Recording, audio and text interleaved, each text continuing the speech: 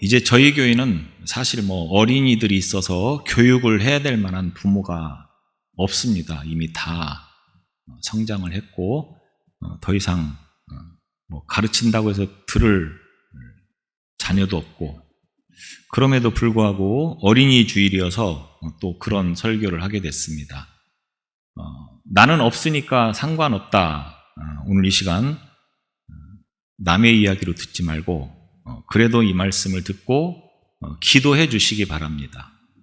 우리 자녀를 교육시키는 일을 어떻게 해야 될 것인가. 비록 나는 자녀 교육에 실패했지만 우리 자녀들은 자녀 교육에 실패하지 않도록 목숨을 걸고 기도를 해야 됩니다. 왜냐하면 이것만큼 중요한 일이 없기 때문에.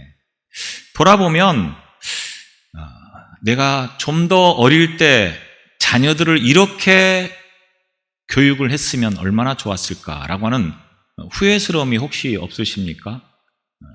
아마 그런 분은 별로 없을 겁니다.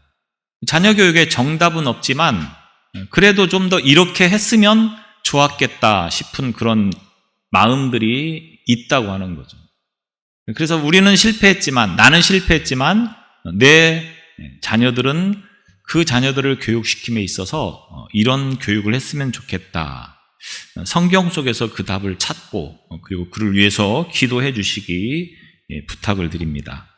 탈무드에 이런 교훈이 있습니다. 어리석은 사람들은 자녀들에게 재산을 남기고, 양식 있는 사람들은 자녀들에게 지식을 남기고, 지혜로운 부모들은 자녀들에게 신앙을 남긴다.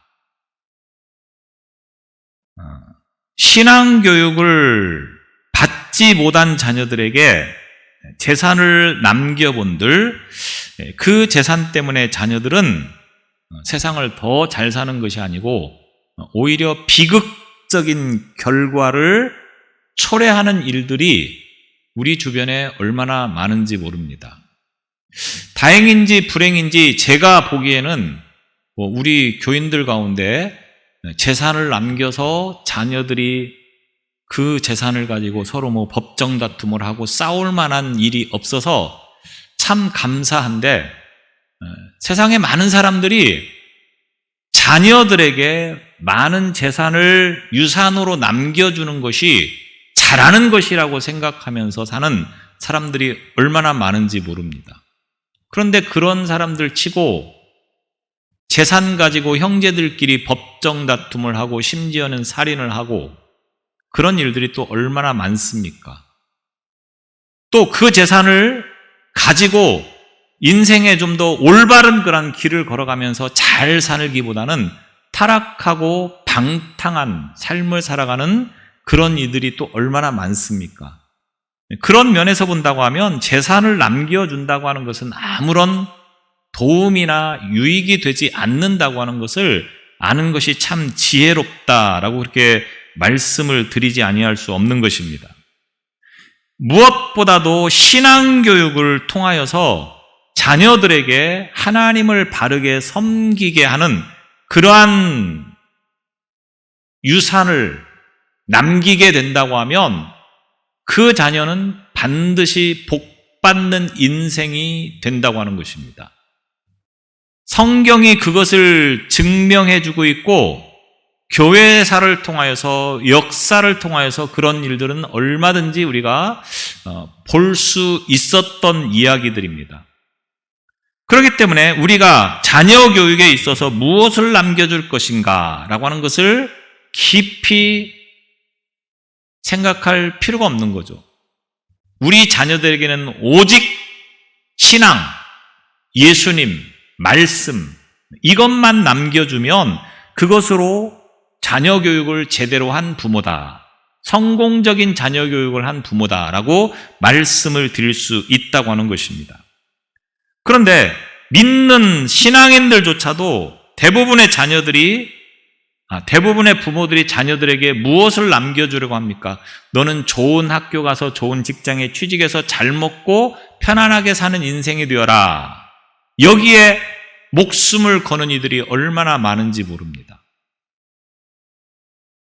그래서 멋진 스펙을 쌓을 수 있도록 만들어주는 일에 최선을 다합니다.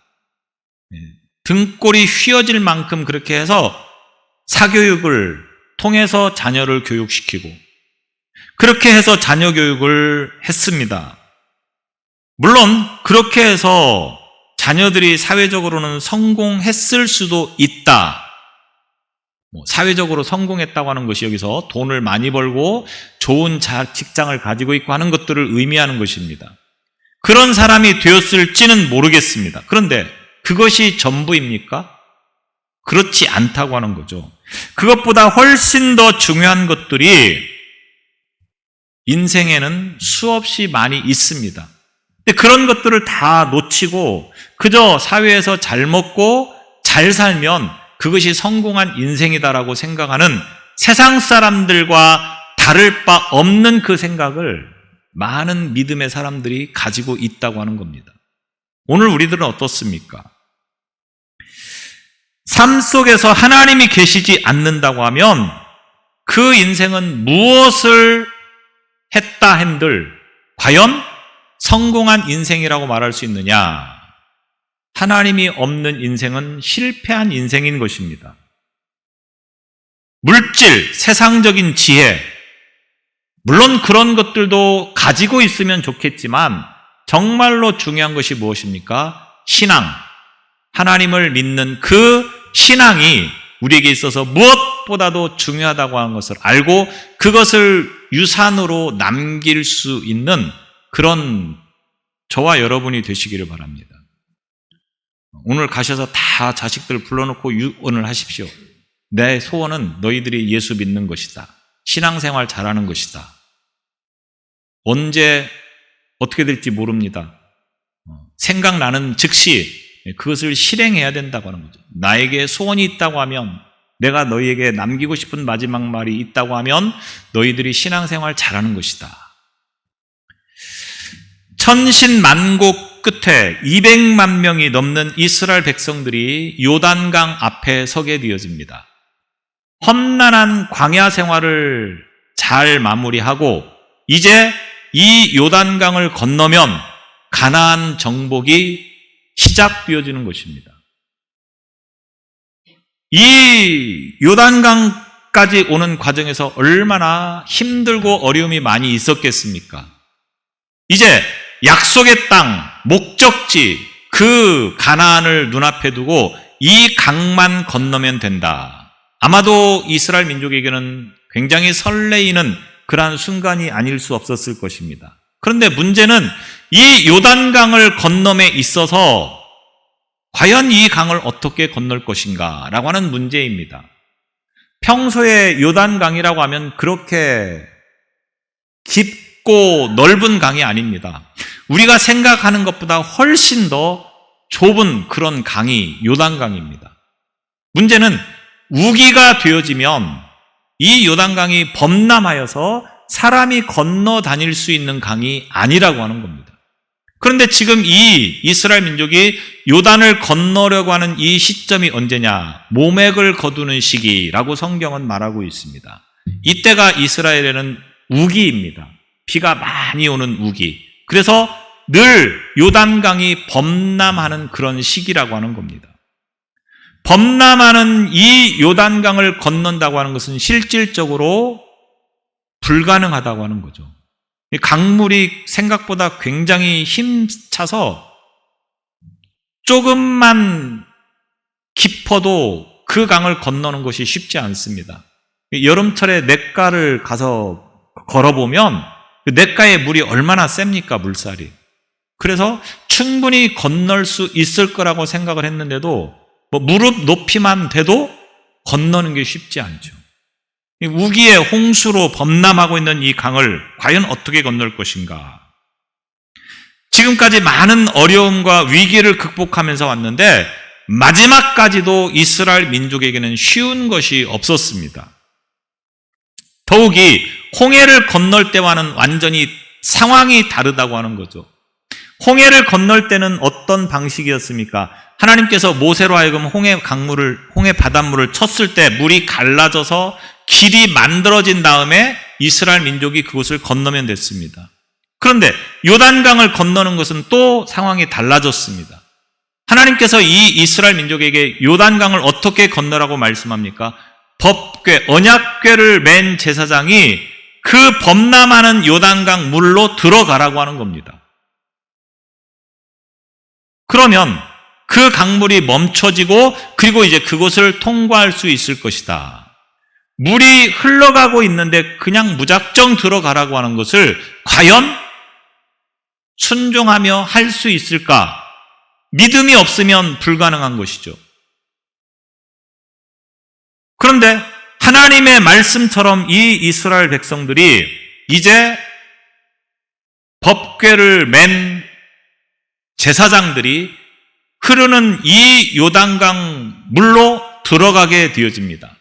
그래서 강물에 발목이 잠기는 순간 그 범람하던 강물이 멈춰지게 되고 그리고 그 땅이 말라서 이스라엘 민족이 그 강을 건널 수 있게 되어집니다.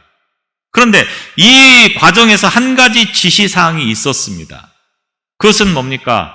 각 지파에서 대표 한 사람이 그 요단강 가운데에 있는 돌멩이 하나씩을 챙겨라. 이렇게 말씀을 하고 있습니다.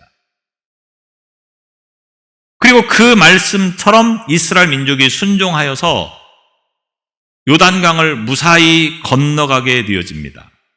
19절 20절에 보면 첫째 달 10일에 백성이 요단에서 올라와 여리고 동쪽 경계 길갈에 진침해 여호수아가 요단에서 가져온 그 12돌을 길갈에 세우고 19절에 보면 백성이 요단에서 올라왔다. 요단강을 건너서 이제 올라왔다 이 말입니다. 그리고 앞서 행동하였던 요단강 가운데에서 돌멩이 하나씩을 취한 것들을 가지고 길갈이라고 하는 곳에 도착을 했을 때 그곳에다가 기념비를 세웠다 이런 말입니다. 요단강 바닥에 12돌을 가져다가 이 길갈에 이와 같은 돌을 세운 이유가 무엇이겠습니까? 두 가지를 말씀하고 있는데 하나는 여호와께서 온 땅의 주인인 것을 이스라엘뿐만 아니라 열방에 선포하기 위해서라고 하는 겁니다.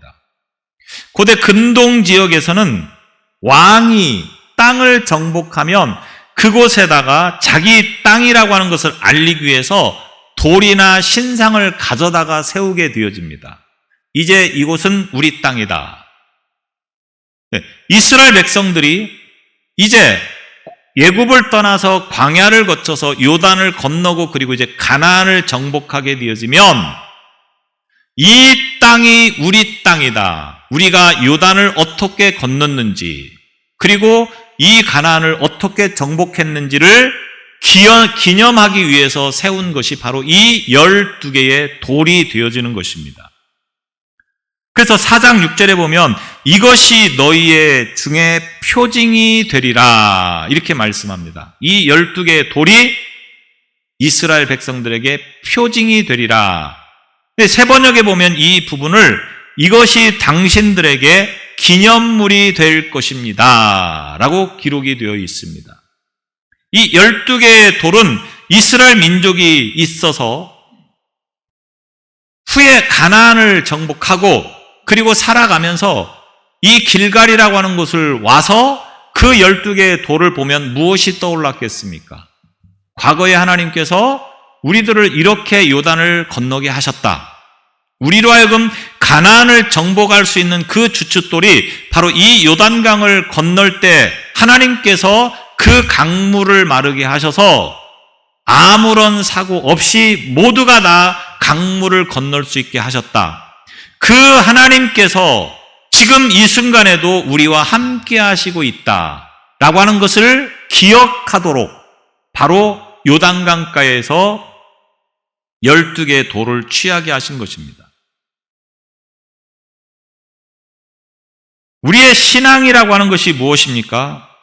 인생을 여기까지 인도하신 것에 대해서 감사하고 그 하나님이 이후로도 우리의 삶을 지켜주시고 우리를 보호해 주실 것을 믿고 그 하나님만 바라보고 하나님만 의지하며 살아가는 것이 신앙입니다.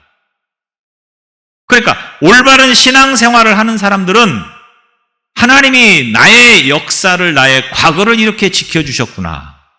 그 하나님은 지금도 나와 함께 하시고 있고 내가 어떤 상황에서도 그 하나님은 나를 지켜주시고 보호해 주실 것을 믿는 그런 믿음이 있는 사람이 올바른 신앙생활을 하는 것입니다.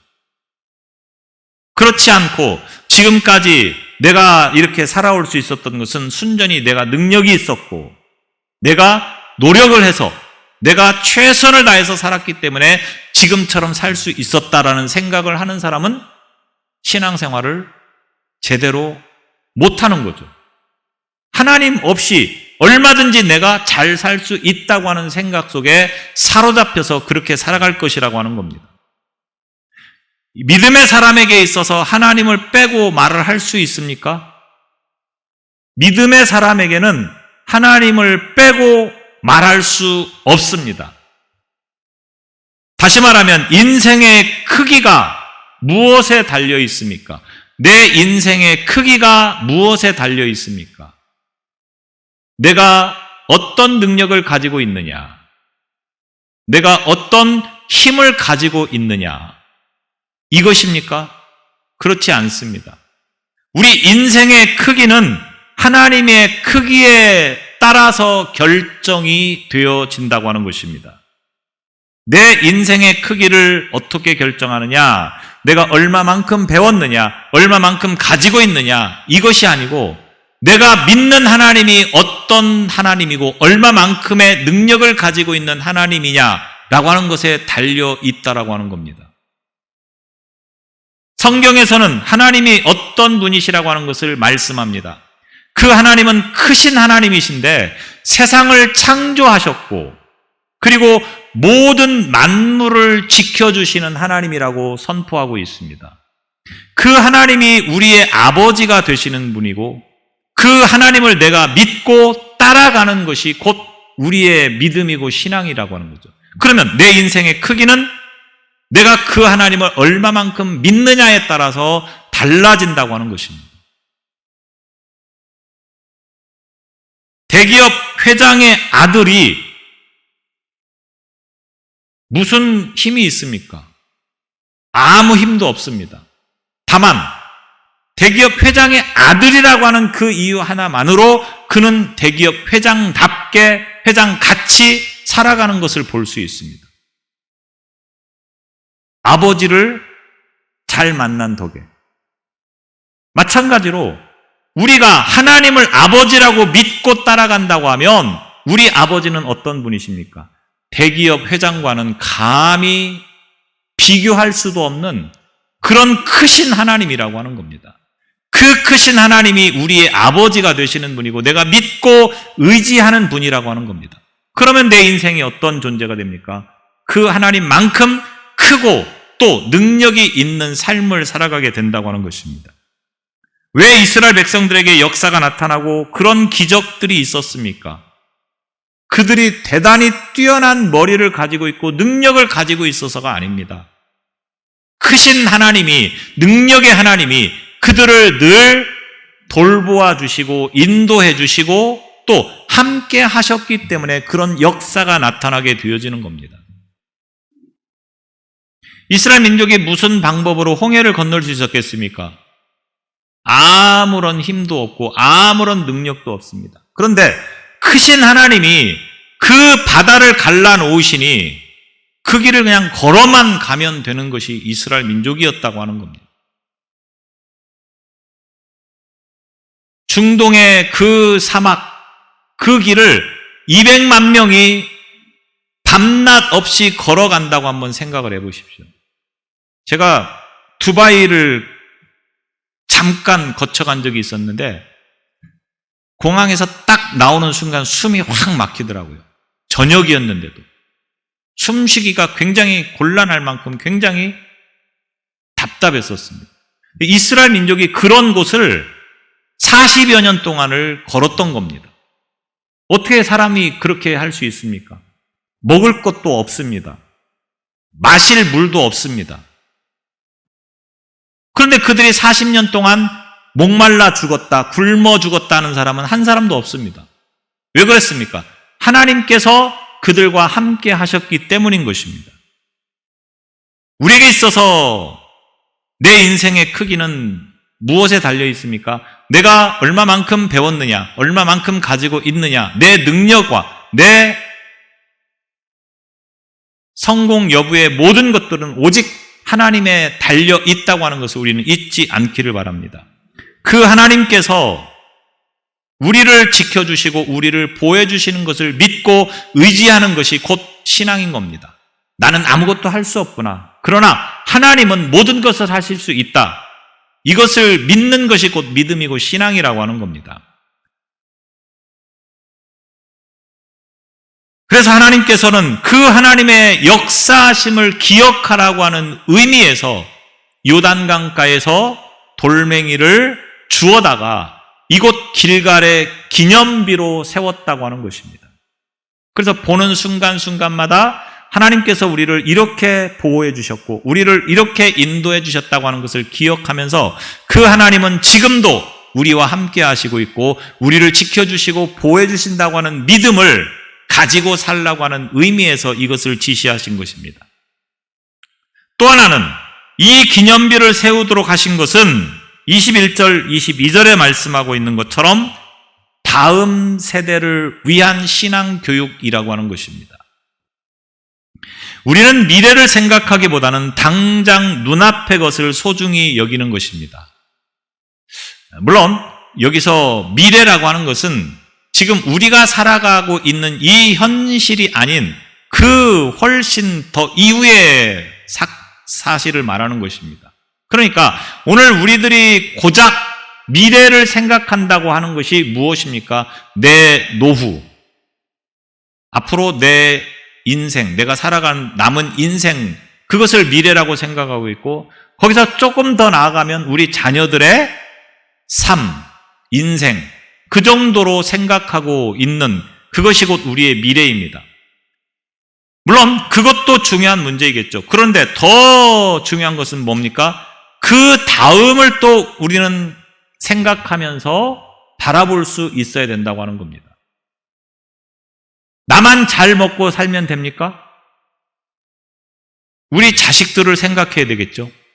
우리 자식들을 잘 먹고 잘 살 수 있도록 만들어주는 것도 우리의 역할이었다고 하는 겁니다. 그러면 그 자식들만 잘 먹고 살면 됩니까? 또 그 다음을 생각해야 된다고 하는 겁니다. 그것이 미래라고 하는 것입니다. 그런데 하나님은 지금 당장 눈앞에 있는 이 현실을 보는 것이 아니라 그 다음 세대들, 태어나지도 않은 그들을 생각하면서 지금 이 말씀을 지시하고 있다고 하는 겁니다. 이 요단강을 건너는 현장을 목격했던 모든 사람들은 하나님이 어떻게 우리를 보호해 주셨고 어떻게 인도해 주셨는가를 잘 알고 있습니다. 문제는 그들이 다 죽고 난 다음 직접 경험해 보지 않은 세대들은 어떻게 될 것인가? 하나님은 바로 그들을 생각하면서 이 말씀을 지금 하시고 있는 겁니다. 요단강을 1초라도 빨리 건너는 것이 급선무 아니겠습니까? 물론 하나님께서 지금 이 언약궤를 맨 제사장들이 요단강 가운데 있기 때문에 물을 멈추게 하셨는데 사실은 언제 그 물이 이 강물을 다시 타고 가면서 자신들을 휩쓸어 갈지도 모르는 그런 절박한 상황이라고 하면 그렇게 말할 수 있습니다. 그러니까 지금 그들에게 가장 중요한 문제는 뭡니까? 빨리 요단강을 건너는 것입니다. 그럼에도 불구하고 하나님이 무엇을 지시하셨습니까? 각 지파의 대표 한 사람은 그 요단강 가운데에서 돌멩이 하나를 취하라고 하는 겁니다. 지금 생각해야 될 것은 지금 당장의 문제가 아니라 다음 세대들에게도 이와 같은 것들을 분명히 교육을 해야 되고 남겨야 되기 때문에 이렇게 말씀을 하고 있는 것입니다. 우리는 순간의 위급한 상황을 모면하는 것을 전부라고 생각하며 살 때가 얼마나 많은지 모릅니다. 그래서 이 순간에 이 문제만 잘 해결되면 아무런 문제가 없을 것이다. 그런 기대감을 가지고 살아가는 일들이 참 많습니다. 당장 잘 먹고 잘 사는 것, 당장 위기에서 벗어나는 것, 이것만을 피하는 일에 급급한 삶을 살아가는 것이 오늘 우리들의 현실 아닙니까? 그런데 하나님께서는 그런 현실만을 볼 것이 아니고 다음을 볼 수 있어야 된다. 이렇게 말씀을 하고 있는 것입니다. 그러니까 우리가 해야 할 가장 중요한 일 가운데 하나가 뭡니까? 우리의 대를 이어서 하나님의 나라를 확장시키고 시대를 책임지는 그런 일꾼들을 세우는 것이 우리에게 중요하다고 하는 것을 말씀하고 있는 겁니다. 우리가 지금 현실적으로 지난 시간들 속에서 정책을 펼쳤던 것들이나 생각하고 있는 것들이 얼마나 잘못되었는가를 뼈저리게 지금 경험하고 있습니다. 제가 지금 무슨 말씀을 드리려고 하느냐? 우리나라에 한참 자녀들을 많이 낳을 때 덮어놓고 낳지 말자 그런 표현가 있었죠. 많이 낳는 것에 대해서 산하 제한을 하면서 2명 낳고 1명 낳기 운동을 했던 적이 있었다고 하는 겁니다. 그때 당시에는 그것이 맞는 것 같았습니다. 그런데 그 생각이 불과 30년도 안 지나서 지금 얼마나 잘못된 정책이었는가를 우리는 경험하고 있다고 하는 겁니다. 이제는 아이를 낳으면 몇 억을 준다. 이렇게까지 하면서 아이 낳는 정책을 펼쳐나가고 있습니다. 그런데 그렇게 해서 이 문제가 해결될 문제입니까? 정체성이나 가치관을 심어주어야만이 그들이 성장을 하고 자라나서 그 문제를 실현해 나가는 것이지 당장 돈 얼마 준다고 이 문제가 해결될 문제는 아니라고 하는 겁니다. 그런 측면에서 우리에게 있어서 정말로 중요한 것이 무엇입니까? 당장 눈앞의 이익을 바라보며 살아가는 것처럼 어리석은 것이 없다고 하는 것을 우리는 지금껏 경험해 오고 있는 것입니다. 모세가 위대한 것 가운데 하나가 무엇입니까? 모세는 다음 세대를 잘 준비했습니다. 무슨 말이냐? 모세는 여호수아라고 하는 후계자를 세워서 그 후계자를 잘 교육을 시키고 훈련을 시켰습니다. 그리고 모세가 죽고 난 다음에 여호수아는 모세 못지않게 훌륭하게 자신의 일을 잘 감당을 해서 이스라엘 민족으로 하여금 가나안을 정복할 수 있도록 했습니다. 이게 중요하다고 하는 거죠. 사도 바울은 디모데후서 2장 2절에 이렇게 말합니다. 또 내가 많은 증인 앞에서 내게 들은 바를 충성된 사람들에게 부탁하라. 그들이 또 다른 사람들을 가르칠 수 있으리라. 다음 세대를 위해서 사도 바울은 디모데를 세웠습니다. 그러니까 사도 바울이 없어도 디모데가 사도 바울처럼 복음을 전하는 일에 전념할 수 있도록 훈련을 시켰다고 하는 겁니다. 그러면서 뭐라고 말합니까? 너도 다음 세대를 교육할 수 있을 만한 그런 사람들을 가르치는 일에 힘쓰라. 이렇게 말씀하고 있는 내용이 바로 이 디모데후서 2장 2절입니다. 이 문제가 중요하다고 하는 거죠. 오늘 우리들은 자녀들에게 무엇을 남겨야 됩니까? 잠언 14장 26절에 보면 여호와를 경외하는 자에게는 견고한 의뢰가 있나니 그 자녀들에게 피난처가 있으리라. 여호와를 경외하는 것만큼 중요한 것이 없다고 하는 것을 우리는 자녀들에게 남겨야 된다라고 하는 것입니다. 지금 우리나라뿐만 아니라 세계적으로 얼마나 세상이 참 흉흉합니까? 우리가 쉽게 표현하는 말로 얼마나 부패해 있는지 모릅니다. 심각합니다. 그런데 그것을 심각하게 생각하는 사람은 별로 없습니다. 나는 심각하게 생각합니다. 이렇게 말을 하시는 분이 혹시 있을지 모르겠습니다. 그 경우에는 어떤 것이 심각하냐? 정치, 경제가 심각한 겁니다. 그렇죠? 물론 정치, 경제도 심각한 것은 사실입니다. 그런데 더 심각한 것이 뭐냐? 아까 말씀드렸듯이 정체성의 혼란, 가치관의 혼란, 이런 것들이 더 심각하다고 하는 겁니다.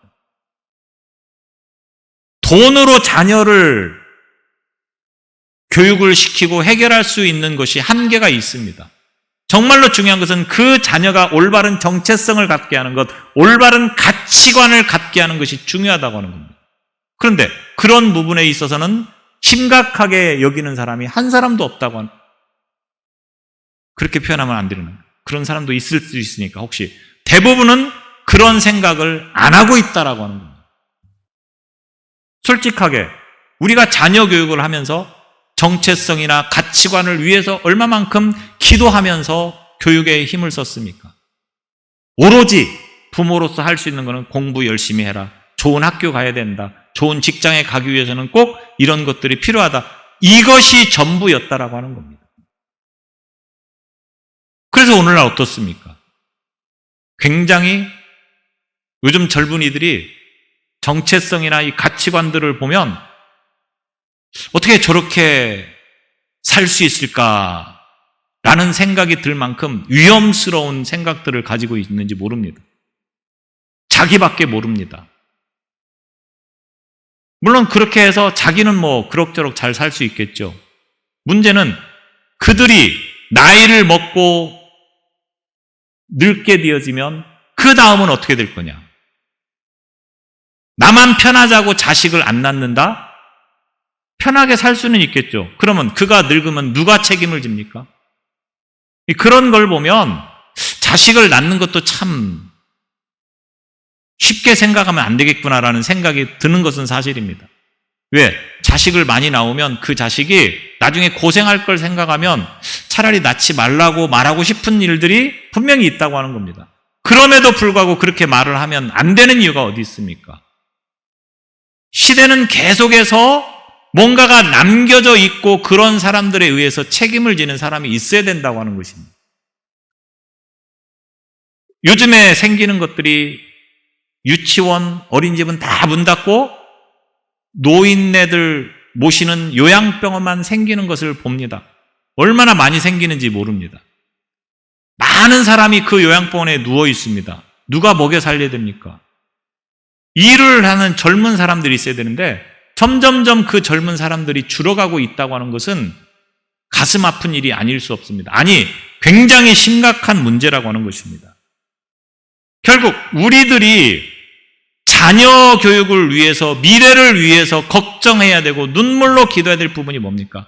정체성이나 가치관을 제대로 가지고 살아갈 수 있도록 교육을 하는 것이 필요하다고 하는 겁니다. 어쩌면 우리 다음 세대들은 노아 시대의 패역함이나 죄악이 가득한 세상을 살아가야 될지도 모르겠습니다.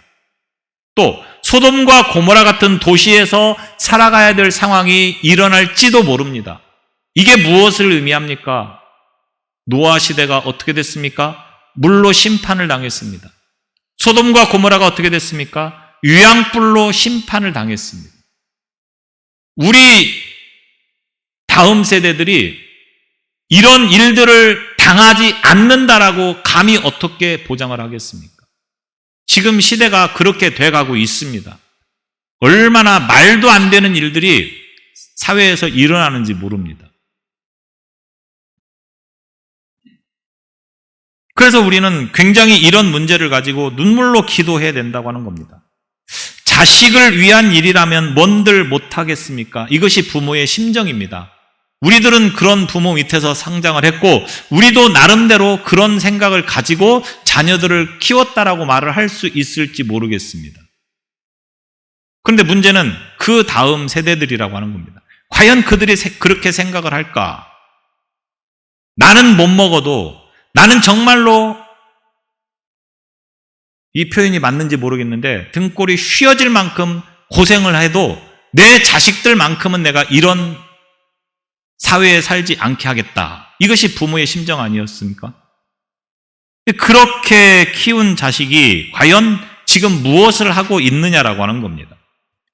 그러므로 우리가 중요하게 알아야 될 것은 뭡니까? 그런 것만이 전부가 아니라고 하는 것을 알아야 된다고 하는 겁니다.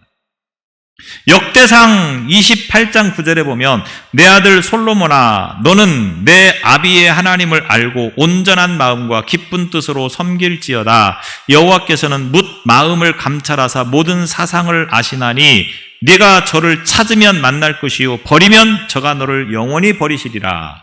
이 말은 다윗이 아들 솔로몬에게 유언하는 장면입니다. 다윗이 솔로몬에게 마지막으로 내가 하고 싶은 말은 딱 하나다. 뭐냐? 하나님을 잘 섬기는 것이다. 그것 말고는 없다. 하나님만 잘 섬기면 그것으로 다 끝난다. 이것을 말씀한 겁니다. 솔로몬이 어떻게 살았습니까? 정말로 다윗이 유언한 것처럼 하나님을 바라보면서 하나님을 전적으로 신뢰하면서 살았죠. 물론 시간이 점점 가면서 솔로몬이 타락을 하게 되어지고 죄를 짓게 되었습니다. 사실은 하나님이 심판을 하시려면 이 솔로몬 때의 나라를 분열시켜야 됐습니다. 그런데 그 솔로몬 시대의 나라를 분열시키지 않은 이유는 뭡니까? 다윗과 약속했기 때문에 솔로몬 시대에는 나라를 분열시키지 않고 그 아들 시대의 나라를 분열시킨 것을 보게 되어집니다. 우리에게 정말로 중요한 것이 뭡니까? 돈을 물려주는 것, 권력을 물려주는 것, 지식을 물려주는 것, 그런 것이 전부가 되어서는 안 된다고 하는 것입니다.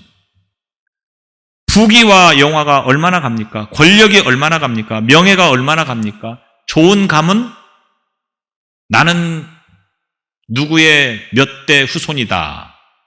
그게 뭐가 중요합니까? 얼마 안 갑니다.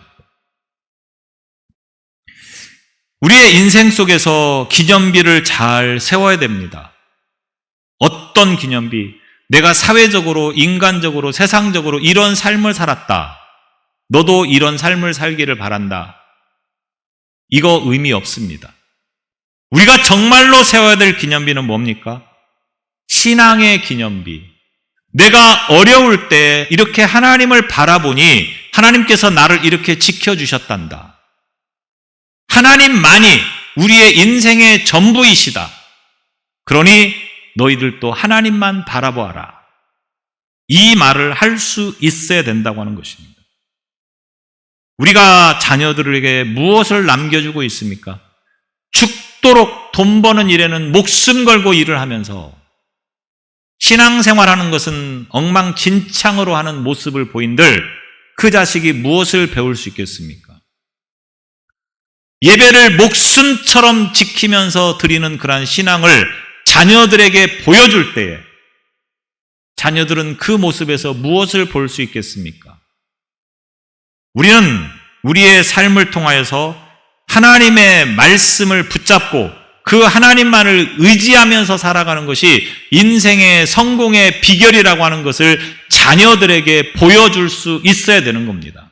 우리의 신앙의 기념비, 우리의 이 길갈의 12기념비는 우리의 신앙의 모습이고 이것을 통하여서 자녀들과 그 다음 세대들에게 이제 유산으로 남겨지면서 그들도 그와 같은 신앙의 길을 걷도록 해야 되는 것이 오늘 우리의 삶이라고 하는 것을 기억하면서 이 믿음으로 살아가는 저와 여러분이 되시기를 바랍니다. 기도하겠습니다.